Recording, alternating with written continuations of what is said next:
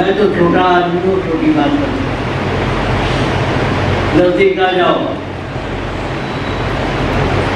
नजदीक आ जाओ जिसको आना हो।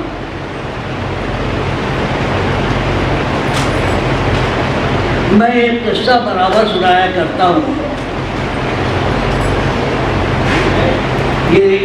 ये गालिब की दिल्ली है, एक शेर पढ़ा। यूँ तो है दुनिया में सुखदर बहुत अच्छे, यूँ तो दुनिया में है सुखदर बहुत अच्छे, कहते हैं कि गालिब का अंदाज़े गया हो। एक से एक बुरी लोग हैं, लेकिन गालिब कहते हैं कि हमारे बयान करने का तरीका अलग है। दूसरी बात सुनो, महर्षि जी का एक नियम था, बैठ जाओ भाई, बैठ जाओ, बैठ जाओ, समझ में आया है। महर्षि जी का एक नियम था। महर्षि जी भी गुरुओं के गुरु थे। सुनो अग्रवाल साहब ध्यान से, संभल कर बैठना यारो, अब मेरी बारी आई।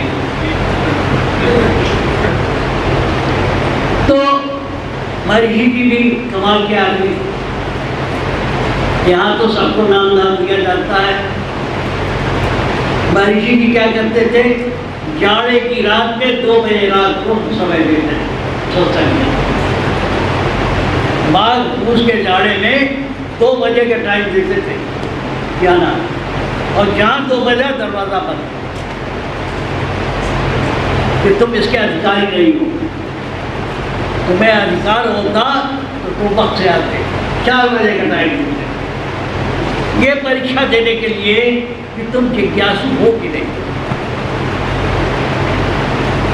तो महर्षि जी एक बड़ा उनका नियम था, अच्छा हुआ भीड़ चढ़ गई, अब आप लोग बैठे हो। अब एक बार महर्षि जी को लाहौर ले गए परमदयाल जी, शायद सुनाम ले गए। वहाँ उन्होंने अपने नौजवान सत्संगी थे, परमदयाल जी नौजवान सत्संगी थे, बड़ा उत्साह था। सारे इलाके को इतना कर दी, मेरा गुरु आ रहा, मेरा गुरु आ रहा, आओ बैठ जाओ यार, फोटो वोटो बैठ जाओ, बात सुनो, फोटो वोटो छोड़ दो। अब इस बुढ़ापे में फोटो खिंचा क्या करूँगा। तो अब पंजाब में तो सारे सरदार सिपाही को यही, तो महर्षि जी ने कहा होका ले आओ। होका रखा गया, सरदारों का इलाका, भीड़ बहुत लगी हुई थी कि बड़े थके चल के गुरु आ रहे हैं सत्संग में। दाता दयाल ने क्या किया, आधे घंटे 1 घंटे तक होका हो गुड़गुड़ाते रहे, कुछ नहीं हुआ, छोड़ते रहे। और सरदारों का इलाका जो हो सब कुछ करेंगे, गोश्त मछली सब खाएंगे, दारू सब पिएंगे, लेकिन धुएं से उनको डालना, बीड़ी बंद। खैर तो अब गुड़गुड़ाते रहे। जब 1 घंटे के बाद लोग उठ के चले गए तो महर्षि जी का अब सत्संग शुरू कर दिया। तो भीड़ चढ़ गई है, अब सत्संग शुरू करता हूँ। भीड़ चढ़ गई, अब सत्संग शुरू करता हूँ। देखो एक बार एक जिज्ञासु गया, देखो भाई पुरानी बात नहीं, कुछ नई बात करो। कल की बातें छोड़ो, कल की बात पुरानी, नई कलम से लिखेंगे फिर से नई कहानी। संत मत तभी से चल रहा है, लेकिन उसका अंदाज जो है अलग अलग होता है। तो क्या हुआ, मैं क्या कह रहा था इसके पहले, बुढ़ापा आ गया, सिर्फ कर जा रहा। हाँ, तो एक बार रविन्द्रनाथ टैगोर साहित्य के सबसे बड़े, हिंदुस्तान में बहुत बड़े महापुरुष हुए हैं साहित्य में, और देश का पहला श्रेष्ठ पुरस्कार नोबेल पुरस्कार रविंद्रनाथ टैगोर को मिला। उनकी कहानियों पर, उनके उपन्यास पर, और उनका सबसे बड़ी जो कृति है वो गीतांजलि, जिस पर उनको पुरस्कार मिला। पहला हिंदुस्तानी आदमी है जिसको नोबेल पुरस्कार मिला। उपन्यास भी लिखते थे, ये भी लिखते थे, वो भी बड़ा नाम। गांधी जी भी उनके आश्रम में गए, शांति निकेतन बनाया, और शरद चंद्र चटर्जी एक दूसरे लेकर के। शरद चंद्र चटर्जी रंगून में क्लर्क थे, वहाँ से कहानी लिखना शुरू और कहते हैं कि दुनिया में औरतों के बारे में, स्त्री चरित्र के बारे में लिखने वाला शरद चंद्र से बढ़िया कोई हुआ नहीं। टैगोर पहले नोबेल laureate और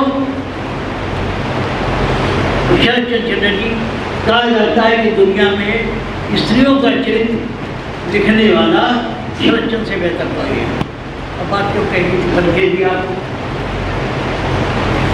एक जिज्ञासु ने पूछा शरद चंद्र से कि महाराज आप जो लिखते हैं वो मैं हमारी समझ में आ जाता है, टैगोर जो लिखते हैं मेरी समझ नहीं आता। क्या कहा शरद चंद्र को? एक आदमी कहता, प्रशंसक उनका, कि महाराज आप जो लिखते हैं मेरी समझ में आ जाता है, टैगोर जो लिखते हैं मेरी समझ में नहीं आता। शरद चंद्र ने कहा टैगोर हमारे जैसे लोगों के लिए नहीं, टैगोर शरद चंद्र जैसे उपन्यासकारों के लिए लिखते हैं और मैं दूसरों के लिए। बात क्या है? ये एक बार 13 अप्रैल सन 2000 की बात है। मानव दयाल जी महाराज मानवता मंदिर की राजनीति से रातों रात चले गए। सुबह हुआ सत्संग, खैर दिल जला हुआ था, मैं भी बैठा, 4 मिनट का समय दिया हो जाएगी। तो मैंने क्या कहा,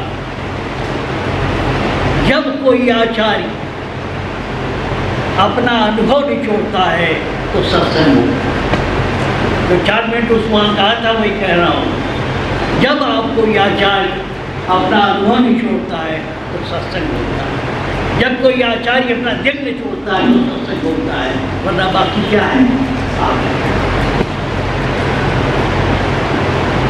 ये अनुभव की बात है। ये संत समागम है, विभिन्न संत हमारे पर कृपा करके बता रहे हैं, अपने अपने अनुभव दे रहे हैं। आप ले जाए, तुम सब किसान हो, है? किसान जो है अभी घर जाओगी, फसल काट के इतना बड़ा गट्ठा रख के सर बना रहा है, ले आएगा तुम्हारा आदमी, खेत काट के इतना बड़ा गट्ठा ले आएगा, मन 2 मन का। उसको छानने पीटने के बाद कहोगी इसमें निकला क्या है, दाना कितना निकला, ये महत्वपूर्ण है। आप बोझे की लंबाई चौड़ाई मत देखो, दाना कितना निकला है। अगर फसल मार गई, पाला मार गई, उसमें कुछ नहीं निकला तो गट्ठल बेकार, दाना कितना निकला है ये बताओ। संत मत कहता है सार कितना निकला है। आपने जो कुछ भी विस्तार दिया उसमें से सार कितना आया, कितना दाना निकला है बोझे में। ये बात महत्वपूर्ण क्या है कि इसमें से निकला कितना, अनाज कितना निकला, वो महत्व। इसीलिए कहा गया है ये सार तत्व कह लीजिए, साधो सार तत्व कह लीजिए। असली बात क्या है वो बताओ। दूसरी बात क्या है, कोई महात्मा बड़े अच्छे बूढ़े जीवन मुक्ति अवस्था में, सवाल इसका नहीं है कि आप जीवन मुक्ति अवस्था में हैं, सुनो क्या कह रहा हूँ। सवाल ये नहीं कि आप जीवन मुक्ति अवस्था में हैं, ये हुस्न जिस पर नाज इतना हमें दिखाओ वो अच्छा नहीं। आप बड़े भारी संत हो गए ये तो ठीक, लेकिन ये जो हुस्न आपके चेहरे पे है हमें दिखाओ तो हम भी जाने। ये हुस्न जिस पर नाज इतना हमें दिखाओ तो हम भी जाने। हमारे पत्थर पर जो आएगा हम उसको बोल सकते कि अग्रवाल साहब ने इंतजाम अच्छा किया, मुझे जो मिलेगा उसको खाएंगे। सवाल ये है कि साधारण सत्संग की क्या करें। आप तो जीवन मुक्ति मांगे, हम क्या करें महाराज, हमारे पास तो नकल है, विद्या है। एक बात बताएं, टेक्निक बदलती रहे। पहले लोग पैदल चला करते थे, उसके बाद बैलगाड़ी चली, उसके बाद साइकिल चली, उसके बाद मोटर चली, उसके बाद रेलगाड़ी चली, रेलगाड़ी के बाद हवाई जहाज से भी सुपरसोनिक चल गए कि आवाज़ बाद में आती, जहाज पहले निकल गए और भी तरक्की हो रही। तो पुराने औजारों से काम नहीं चलेगा। वही बात जिसको कहते हैं old wine in the new bottle. पुरानी शराब को नई बोतल में लेबल लगा के देना होगा। जितनी शराब पुरानी होती है उतनी ही उसका लेबल बदलना पड़ेगा, उसका तौर तरीका बदलना पड़ेगा। अगर वेद से काम चल गया होता तो राधा स्वामी योग नहीं लिखाएगा। और एक बात और माफ करना भाई, हम किसी पर कोई आक्षेप नहीं कर रहे हैं, बात कर रहे हैं। अगर सत्यम मत से काम चल जाता, पहले क्या कहा गया, सत्यम मत प्रियम धर्मम क्या, कि सत्य बोलो और धर्म पर चलो। अगर इतने से काम चल गया तो फिर और ग्रंथों की लिखने की जरूरत क्या है। बहुत पहले हजारों साल पहले कहा गया सत्यम मत धर्मम चल, सत्य बोलो और धर्म पर चलो, ये काम चला जाए। फिर उसमें और व्याख्याएं हूँ। सवाल तो ये है कि ये जो टेढ़ी खीर है हमारे हाथ कैसे है। सबसे बड़ी समस्या है कि ये जो है वो हमारे कैसे है। एक और शेर याद आ रहा है, एक मुसलमान जो है खानदानी जो होते बड़े बड़े खूबसूरत होते, एक औरत नकाब पहने जा रही है तो एक शायर कहता है कि जितनी हो ताब हम में उतने ही निकाब उठाना मुश्किल हो गया बीच में। सवाल क्या है कि जिस सत्संगी की जितनी औकात हो उसको उतने ही दिया जाना है ना। मेरा शब्द देख करके बिजलियाँ गिराना, जहाँ तक होता मुझ में वहीं तक नकाब उठाना। बड़ी खूबसूरत, ज़रा सा देख रही हैं आप लक्षण मुख्य में से जानती हैं। तो मेरा शब्द देख करके बिजलियाँ गिराना, जहाँ तक होता मुझ में वहीं तक नकाब उठाना। 5 बरस की बच्चे को हम पूरा वेदांत नहीं पढ़ा सकते, बेकार, वो रट लेगा बिल्कुल कांगड़ी की तरह, लेकिन निकम्मा हो गया।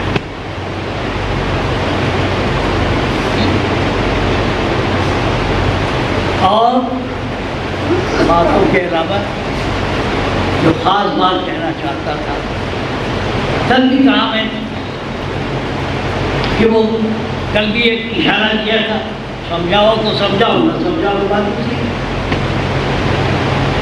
खैर उसके पहले एक बात बता दूँ,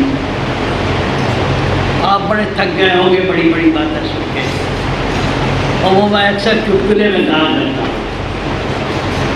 यहाँ जिससे मिलो, सर कोई 108 है, कोई 1008 है, कोई 1,08,000 है। सुन लो भाई, एक पागलखाने में एक आदमी देख रही है, शरीफ आदमी, उसको ये हुआ कि भाई ये पागल, ये लोग किन लोगों को पागल बना के बंद किया है। तो टहलता टहलता गया एक पागलखाने में, वहाँ एक साहब शेरवानी और रानी पहने हुए बैठे हुए। तो उसको ताज्जुब हुआ कि इतने शरीफ आदमी को शेरवानी पहने हुए अदब का आदमी सुकून के लिए बंद रखा पाल लगा गए। खैर सोचता ही रहा, हैरत हुई, वो कुछ दूर हट के चला गया। तो जो जिस कैबिन में था वो जाने लगा तो उसको बुलाया। तो भाई तुम जा रहे हो, आपको मेरे पैगंबर होने में कोई शिकायत है, कोई शुबा है? क्या पागलपन था जो अपने को पैगंबर समझता था,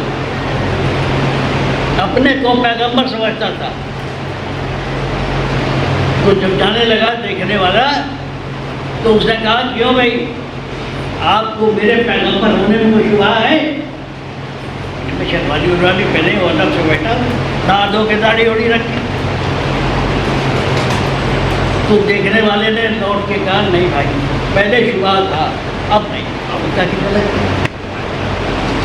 खैर 2-4 कैबिन के बाद एक और कमरे में पहुंचा तो जाने लगा मुझसे साथ शरीफ आदमी दिखाई पड़ा, वो और अदब से बैठा हुआ, पूरा चिंता पड़ गया। जब उसको देख के जाने लगा तो उसने भी आवाज़ दे के बुलाई, क्यों भाई, वो उस कैबिन नंबर 7 वाला क्या कह रहा था? अपने को पैगंबर कहता है, जब तक मैं न बनाऊँ पैगंबर है कैसे? मैंने वो अपने आप को खुदा मियां समझ। एक साहब को पागलपन ये था कि वो अपने को पैगंबर समझते थे, और 2-4 के बाद वो अपने को खुदा मियां समझते थे। सवाल ये नहीं है कि मैं अपने को क्या समझता हूँ, सवाल अब क्या है। अब अभी आए नहीं, एक आचार्य थे हमारे, खैर एक स्कूल खुलवाया, उसमें लिखा परम संत। अरे पब्लिक तुमको क्या मानती है? हम अपने को पैगंबर माने, हम अपने को खुदा माने, इससे क्या मतलब? मतलब तो यह है पब्लिक आपको क्या समझती है। अपने वहाँ मिट्टू बने हुए। सवाल है ये पागलखाना है, कोई अपने को पैगंबर समझता है, कोई अपने को खुदा क्या समझता है।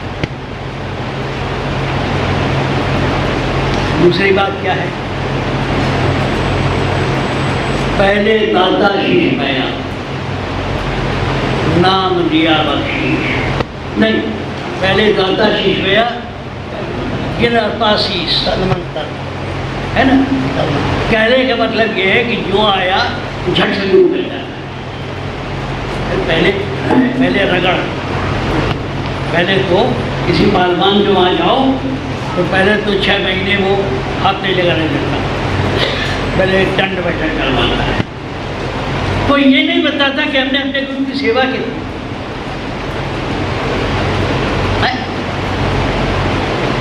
भाई ये तो बताओ तुमने अपने गुरु की सेवा क्या की? बिना महल नहीं पा गई कहा कोई भी। कब मिलती है ये चीज? ये महल कब होती है गुरु की? जब सेवा।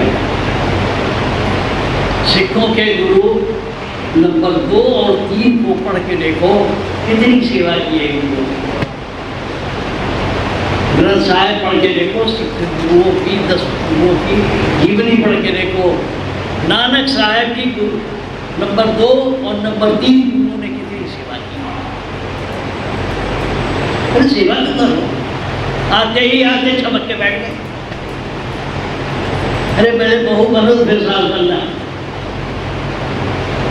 आते ही आते अब पूछो ना, मतलब अब भेष बना लीजिए, भेष बना लीजिए, हमसे बड़ा गुरु कोई नहीं। परम साहब तो कबीर साहब ने कहीं कहा ना, दूसरे लोग क्या दिखा रहे हैं अपने अंधेरे में, तुमको क्या मिला? एक बात और तो बात करता है, कमजोर बच्चे अपने बाप का नाम इस्तेमाल करते हैं।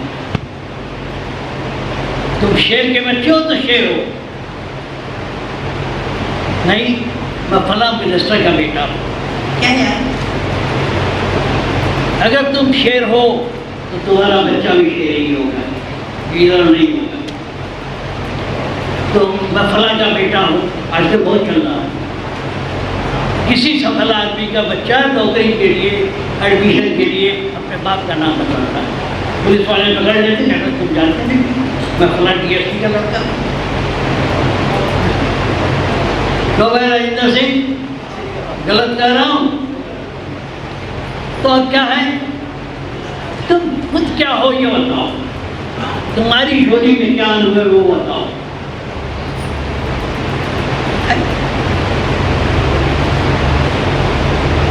देखो, अपना अनुभव निकालो,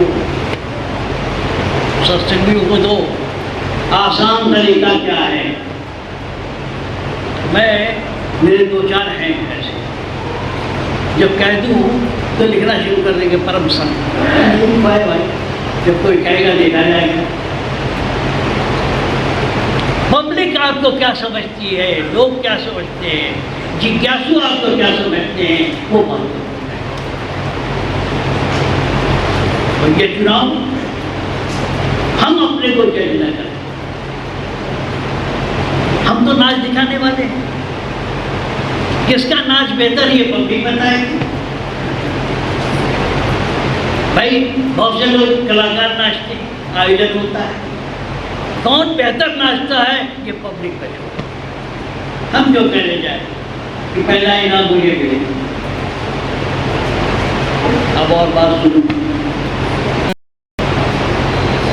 ये बातें तो खैर ऊपर की थी, याद आएगा तो कुछ और कहूँगा। देखो, आपको गुरु ने नाम दिया और मैं संत बता रहा हूँ, मेरा इसके पहलू अच्छा नहीं लगेगा आपको। साची बात कबीरा कहे, सबके चित्त से उतरा है। कोई घर से बात नहीं कर रहा हूँ। साची बात कबीरा कहे, सबके चित्त से उतरा है, इसलिए नहीं। देखो, अब संत का आपको गुरु ने नाम दिया, आप जानते, किसी को राधा स्वामी मिला, किसी को सोहम मिला। आपको मालूम है स्वामी जी महाराज को क्या नाम मिला? इस पूरी संगत में लोग बैठे हुए बताए कोई स्वामी राय शालिग्राम साहब को या स्वामी जी कौन सा नाम देते हैं? राधा स्वामी के पैदाइश के पहले स्वामी जी महाराज कौन सा नाम जपते थे? किसी को मालूम बता बताइए। स्वामी जी महाराज खुद कौन सा नाम जपते थे? बोलो भाई, बहुत बड़े आचार्य हो, आचार्य सतनाम जपते थे। सोहम जपते, सोहम जपते थे, सोहम जपते थे। स्वामी जी महाराज खुद सोहम जपते थे। जब राधा